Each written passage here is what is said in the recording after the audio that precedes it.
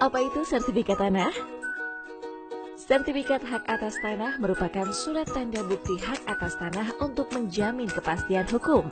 Maka, pemerintah mengadakan pendaftaran tanah di seluruh Republik Indonesia di luar wilayah kawasan hutan. Kegiatan pendaftaran tanah meliputi pengukuran dan pemetaan dan pendaftaran hak-hak atas tanah.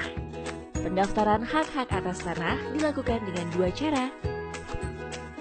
Yang pertama, pendaftaran tanah secara sistematis, yakni pendaftaran tanah untuk pertama kali yang dilakukan serentak meliputi semua objek pendaftaran tanah yang belum terdaftar dalam wilayah desa atau kelurahan.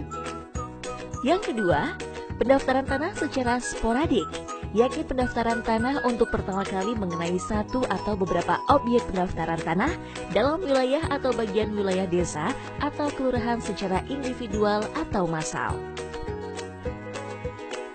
Saat ini, di Indonesia seharusnya 126 juta bidang tanah telah terdaftar di Kementerian Agraria dan Tata Ruang, Badan Pertanahan Nasional, namun sampai akhir tahun 2017 baru 51 juta bidang tanah yang terdaftar. Untuk itu, untuk mempercepat proses pendaftaran tanah, dibutuhkan cara pendaftaran tanah sistematis yang lengkap bersifat massal dan besar-besaran. Dalam pelaksanaannya, Kepala Kantor Pertanahan dibantu panitia khusus yang disebut Panitia Adjudikasi dan Satgas. Saat ini masyarakat berpeluang terlibat dalam pelaksanaan pendaftaran tanah sistematis seperti memasang tanda batas tanah.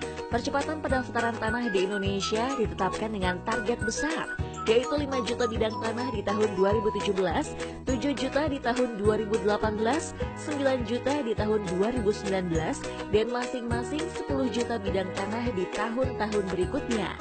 Diharapkan, tahun 2025 kurang lebih 126 juta bidang tanah di Indonesia telah terdaftar. Sertifikat tanah memberikan beberapa manfaat, di antaranya memberikan kepastian dan perlindungan hukum hak atas tanah. Dapat digunakan sebagai jaminan untuk pengajuan kredit perbankan sehingga masyarakat memiliki modal usaha. Mencegah terjadinya konflik dan sengketa pertanahan.